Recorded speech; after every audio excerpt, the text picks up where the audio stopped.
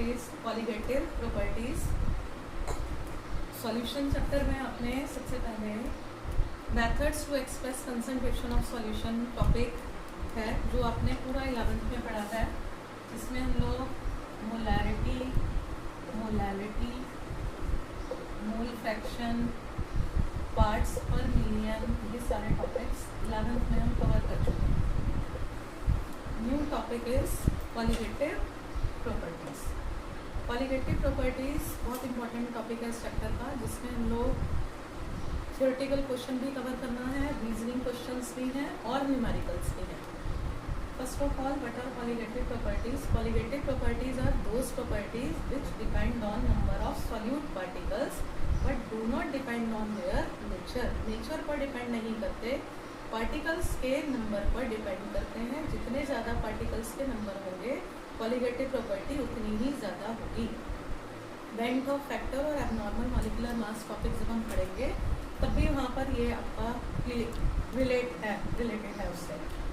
आपके कोर्स में 4 colligative properties हैं, जिसमें हमारी पहली कॉलिगेटिव प्रॉपर्टी है relative lowering in vapour pressure. आपके पास एक प्योर लिक्विड है जिसे हम लोग सॉल्वेंट कह रहे हैं। इसमें आपने नॉन वोलेटिल सॉल्यूट मिला दिया। नॉन वोलेटिल सॉल्यूट बोलते हैं जो इवेपोरेट नहीं होते। सिंपली आप इसको घर पर भी समझ सकते हैं। आपने 2 कंटेनर्स लिए, एक में आपने पानी उबलने के लिए रख दिया जिसमें आपने कुछ भी ऐड नहीं किया है, और दूसरी तरफ आपने पानी के अंदर कुछ भी non volatile solute like sugar, salt, कुछ भी ऐसी चीज़ मिला दी, तो कौन सा पानी जो है वो जल्दी बॉईल करेगा? जो प्लेन होगा। जिसमें आपने कुछ मिला दिया है जो नॉन वोलेटिल है, उसका वेपर प्रेशर पहले से कम हो जाएगा। यही हमने यहाँ पर एक्सप्लेन किया है। प्योर सॉल्वेंट, उसमें आपने नॉन वोलेटिल सॉल्यूट मिला दिया और वेपर प्रेशर जो होगा वो सॉल्वेंट का डिक्रीज होगा। ये आपका 1 मार्क का थ्योरी में क्वेश्चन पूछ भी सकते हैं। सॉल्यूशन जो बना, सॉल्यूशन का तो वेपर प्रेशर कम होगा ही, लेकिन अगर हमसे ये पूछा जाता है कि किसका वेपर प्रेशर डिक्रीज होता है, प्योर सॉल्वेंट का वेपर प्रेशर डिक्रीज होता है। हम ये जितनी भी प्रॉपर्टीज़ पढ़ रहे हैं कॉलिगेटिव प्रॉपर्टीज़, ये सभी सॉल्यूशन की प्रॉपर्टीज़ हैं, ठीक है। तो अब इसमें जब आपने प्योर सॉल्वेंट लिया, उसमें आपने नॉन वोलेटिल सॉल्यूट मिलाया, उस नॉन वोलेटिल सॉल्यूट को मिलाने से प्योर सॉल्वेंट का वेपर प्रेशर कम हो गया, जिसको हम बोलते हैं lowering in vapour pressure. Vapour pressure decrease हो गया। अगर हमारे पास प्योर सॉल्वेंट का वेपर प्रेशर अगर P है, सॉल्वेंट का है P और सॉल्यूशन का है PS, then P minus PS को हम कहेंगे lowering in vapour pressure. Lowering in vapour pressure हो गया P माइनस PS, और अगर आपने इसको P से डिवाइड कर दिया, P minus PS upon P, this is known as relative lowering in vapour pressure. In different books you में गेट P नॉट। हमेशा आपको याद रखना है कि सॉल्वेंट का ज़्यादा है, जब आपने उसमें नॉन वोलेटिल सॉल्यूट मिलाया तो उसका कम हो गया, यानी सॉल्यूशन का तो कम है ही। तो P minus PS upon P is relative lowering in vapour pressure. ये हमारी फर्स्ट कॉलिगेटिव प्रॉपर्टी है जिसका नाम है relative lowering in vapour pressure. और इसी से रिलेटेड हमारा राउल्ट्स लॉ है। मैंने आपको इम्पॉर्टेंट टॉपिक्स में डिस्कस किया है कि Raoult's law is very important, और राउल्ट्स लॉ की भी हमारे कोर्स में 2 स्टेटमेंट्स हैं। जो फर्स्ट राउल्ट्स लॉ हम दे रहे हैं, ये नॉन वोलेटिल सॉल्यूट के लिए है। अगर एग्जाम में आपको कुछ भी मेंशन नहीं किया जाता, केवल ये आता है कि Raoult's law, state Raoult's law, you can write any statement. लेकिन अगर आपको मेंशन करते हैं कि नॉन वोलेटाइल सॉल्यूट वाला लिखिए, वोलेटिल कंपोनेंट का लिखिए, then you have to write that particular statement. According to Raoult's law, relative lowering in vapor pressure is directly proportional to or equals to, क्योंकि जो यहाँ कांस्टेंट आएगा उसकी कोई वैल्यू नहीं है, तो इसलिए हम इसमें P minus P S upon P is equals to mole fraction of solute. Solute के मोल फ्रैक्शन के इक्वल होती है relative lowering in vapour pressure. अब मोल फ्रैक्शन आप लोगों ने 11th में बहुत डिटेल में पढ़ा है। जिसका भी हम मोल फ्रैक्शन लेते हैं उसके लिए हम लोग क्या करते हैं, उसके मोल्स को ऊपर लिखते हैं, P minus P S upon P is equals two moles of solute upon moles of solute plus moles of solvent, यानी सॉल्यूशन के नीचे आना। इस पूरे चैप्टर में जितने भी हम लोग न्यूमेरिकल्स पढ़ेंगे वहाँ A जो डिनोट कर रहा है वो सॉल्वेंट को कर रहा है और B जो है वो सॉल्यूट को, in all books and in NCERT also. So I can write P minus P S upon P NB upon NB plus NA। NB solute के मोल्स हैं और Na किसके मोल्स हैं, सॉल्वेंट के मोल्स हैं। अब अगर सॉल्यूशन बहुत डाइल्यूट होता है और अगर हम इस फॉर्मूले को थोड़ा सा और डिटेल में लें, और ये पूरा आपको तब लिखना है जब आपको कहेंगे कि डेराइव राउल्ट्स लॉ, तो what ever I am writing here is that is the derivation. P minus P S upon P WB upon MB upon WB upon MB plus WA upon MA। यहाँ पर WB क्या है, mass of solute, क्योंकि हम solution की properties पढ़ रहे हैं। आपने वो सॉल्यूशन कैसे बनाया है, सॉल्यूट को सॉल्वेंट में डिसॉल्व करके आपने सॉल्यूशन बनाया है। तो WB is mass of solute, MB is molecular mass of solute, WA is mass of solvent। आपने सॉल्यूशन कैसे बनाया है, सॉल्यूट को सॉल्वेंट में डिसॉल्व करके। सपोज आपने वाटर लिया था,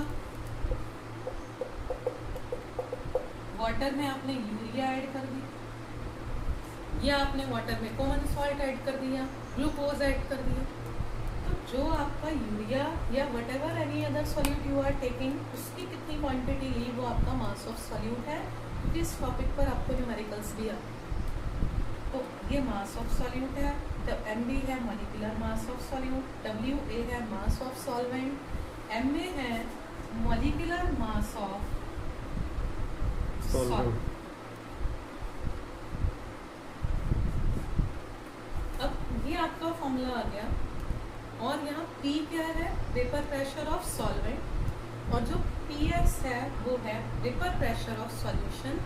जो हमेशा सॉल्यूशन का जो वेपर प्रेशर है वो हमेशा सॉल्वेंट से कम होगा। ये आपको कभी कंफ्यूजन नहीं होगा कि ये अगर आपने क्लियर कर लिया कि सॉल्यूशन का जो वेपर प्रेशर है वो सॉल्वेंट से कम है। अब इसमें से आपसे कुछ भी पूछ सकते हैं। याद क्या रखना है कि अगर कोई हमारे पास बहुत ही डाइल्यूट सॉल्यूशन हो, क्योंकि हम इस चैप्टर में जो भी थियरीज पढ़ रहे हैं वो हम वेरी डाइल्यूट सॉल्यूशंस के लिए पढ़कर चलते हैं। तो डाइल्यूट सॉल्यूशंस में NB is very smaller as compare to Na, यानी जो सॉल्यूट है वो बहुत ही कम होगा एज कंपेयर टू सॉल्वेंट। तो हम इस NB को नेग्लेक्ट करेंगे। ये आपको क्वेश्चन में देखना पड़ेगा। 3 years बैक बोर्ड में जो न्यूमेरिकल आया था इस टॉपिक पर, उसमें हमें नेग्लेक्ट करना है या नहीं करना है ये डिपेंड करेगा सॉल्यूट और सॉल्वेंट की कंपैरिजन में। आपका NCERT का इसमें क्वेश्चन भी है। तो 2 डिफरेंट जो हमारे NCERT के पब्लिशिंग्स होते रहते हैं अलग अलग टाइम में, तो अलग अलग आंसर है उसका, वो इसीलिए अलग आएंगे इसके आंसर्स। कहीं पर वो नेग्लेक्ट कर रहे हैं, तो नेग्लेक्ट करने का तरीका क्या है। सपोज आपके पास 2% सॉल्यूशन है, तो 2% इज वेरी डाइल्यूट, तो आप उसको क्या कर सकते हैं, सॉल्यूट को नेग्लेक्ट कर सकते हैं। लेकिन अगर वो सॉल्यूशन थोड़ा कंसंट्रेटेड है तब आप उसको नेग्लेक्ट नहीं करें। सो स्टूडेंट्स, ये हमारी फर्स्ट क्वालिटेटिव प्रॉपर्टी है, relative lowering in vapor pressure. Again I am repeating, what are relative properties? Properties which depend on moles of solute and not on nature. अब जो हमारी सेकेंड क्वालिटेटिव प्रॉपर्टी है, हमें 4 qualitative properties पढ़नी है इस chapter में, और चारों में से आपको न्यूमेरिकल्स, रीजनिंग क्वेश्चंस, कुछ भी आ सकता है, डिफाइन भी आ सकता है इसमें से, जैसे भी मैंने आपको बताया कि when we add non volatile solute then what happens to the vapour pressure. किसका वेपर प्रेशर कम होता है? प्योर सॉल्वेंट का वेपर प्रेशर कम हो जाता है। अब हमारी जो सेकेंड क्वालिटेटिव प्रॉपर्टी है that is elevation in boiling point. Elevation in boiling point, elevation means up, increase होना। बॉइलिंग पॉइंट आप सब बच्चे जानते हैं कि बॉइलिंग पॉइंट क्या होता है। तो जब हमने, और सभी क्वालिटेटिव प्रॉपर्टीज में यही चीज़ लिखनी है हमने एक नॉन वोलेटाइल सॉल्यूट लिया और उसको हमने किस में ऐड कर दिया? सॉल्यूट। आपको ये क्या मिल गया? Solution. Vapour pressure of solution is less than vapour pressure of pure solvent. इससे क्या हो जाएगा? Boiling point of solution increases. Boiling point solution का इंक्रीज हो जाएगा। जो ये इंक्रीज हुआ है बॉइलिंग पॉइंट में, increase in boiling point of solution, इसी को हम लोग बोलते हैं elevation in boiling point. As I am giving you very simple example of water. Water का जो बॉइलिंग पॉइंट है 100 डिग्री सेल्सियस है। अगर हम उसको केल्विन में लेते हैं तो एग्जैक्ट वैल्यू तो 373.15 केल्विन। आपने वाटर के अंदर, और ये हमने टॉपिक कभी क्लास 9th में लेसन 1 में हमारा बॉइलिंग पॉइंट का टॉपिक आता है, वहाँ ये क्वेश्चन पूछा जाता था कि what will be the effect of addition of impurities on boiling point. तो हमारा आंसर होता है बॉइलिंग पॉइंट इंक्रीजेस। पानी में अगर आपने नमक मिला दिया, पानी में अगर आपने कोई और नॉन वोलेटाइल सॉल्यूट मिला दिया, तो जो उसका बॉइलिंग पॉइंट है वो इंक्रीज हो जाएगा, बढ़ जाएगा।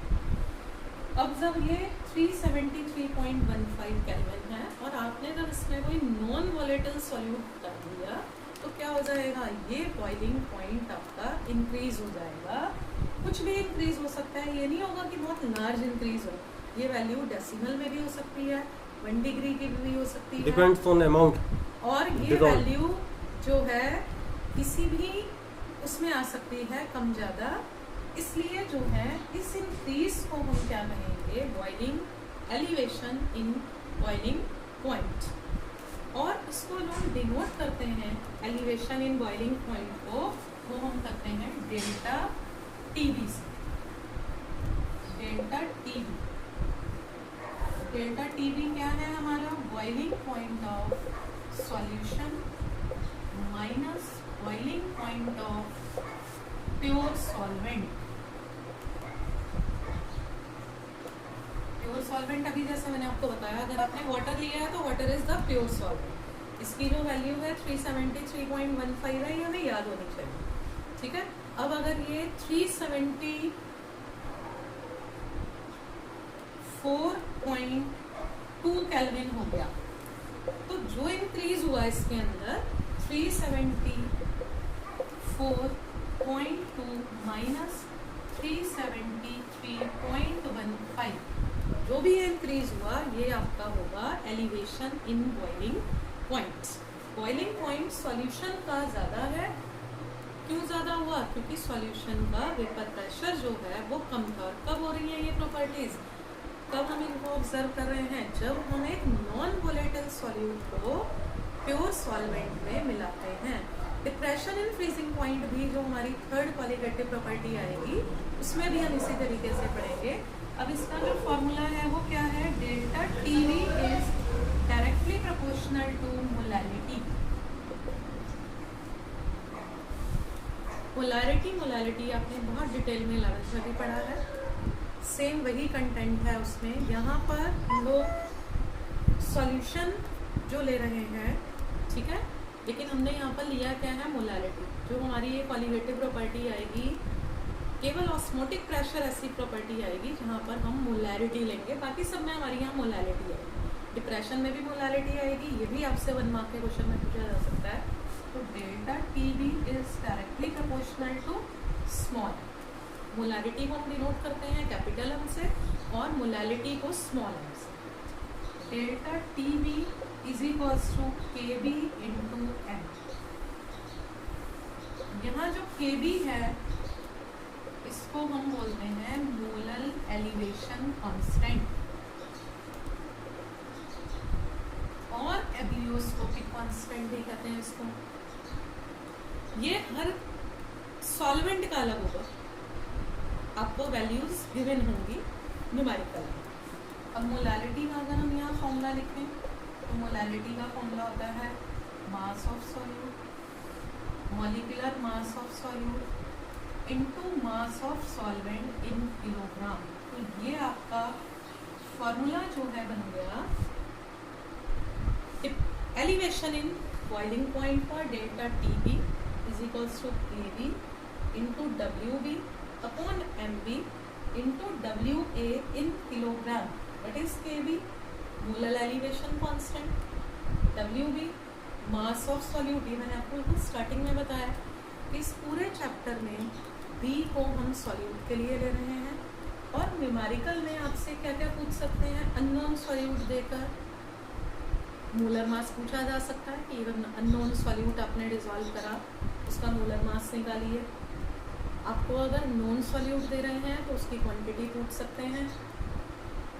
Elevation in boiling point direct नहीं पूछा जाता, ज़्यादातर जो न्यूमेरिकल्स में पूछा जाता है बॉइलिंग पॉइंट ऑफ सॉल्यूशन पूछा जाता है। तो to find boiling point of solution आपको पहले डेल्टा टीबी निकालना पड़ेगा जो कि एलिवेशन है, यानी इंक्रीज, जितना भी इंक्रीज हुआ, और फिर आप उसको प्योर सॉल्वेंट में ऐड कर देंगे तो आपको क्या मिल जाएगा, आपको वहाँ पर बॉइलिंग पॉइंट ऑफ सॉल्यूशन मिल जाएगा। तो ये हमारी इस तरीके से 2 कॉलिगेटिव प्रॉपर्टीज जो हैं वो। Okay, thanks.